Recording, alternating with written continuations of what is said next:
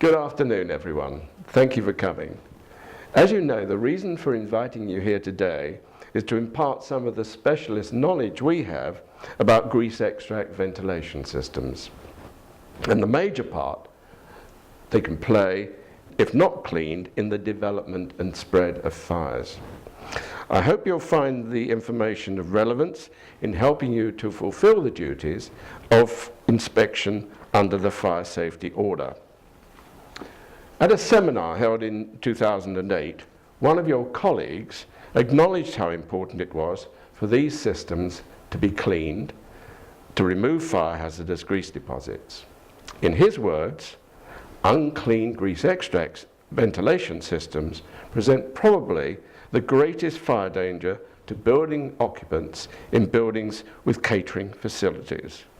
And there's plenty of evidence to back that up. For example, since last autumn, there have been numerous fires in the Greater London area alone, where there is evidence that unclean grease extract systems played a part in the spread and destructiveness of the fire.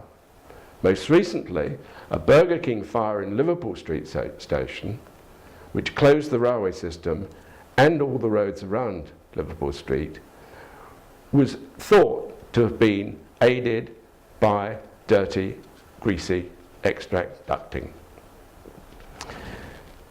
Why then are these systems not given the attention they so obviously demand? Firstly, albeit the fire safety order was introduced in 2006, there remains a lack of knowledge and general ignorance among building owners, managers, and those designated responsible persons under the terms of the fire safety order.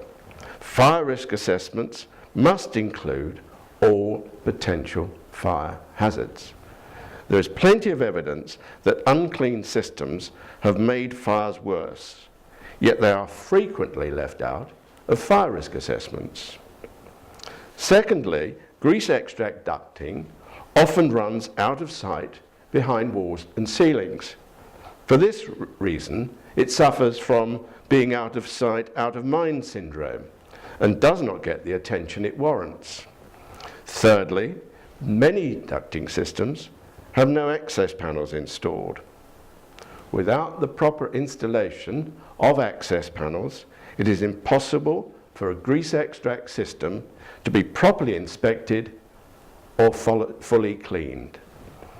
As a result of all this, my company's surveyors are frequently coming across conditions which are literally accidents waiting to happen. When no action has been taken to eliminate the fire risk, unclean grease extract systems present to the building occupants. Here are some examples of the kind of conditions we regularly encounter, and the results of a fire in the grease extract system of a well-known London restaurant. It is quite clear that the system retained grease deposits, even though the owner thought he had in place a cleaning service. So how can we help you identify whether a system is in a fire hazardous condition or not? Here are some simple guidelines. If ductwork can be seen, whether running across a kitchen ceiling or on the outside wall of a building, and it doesn't have any access panels fitted at regular intervals, i.e. every 3 meters, you can be sure it's never been fully cleaned.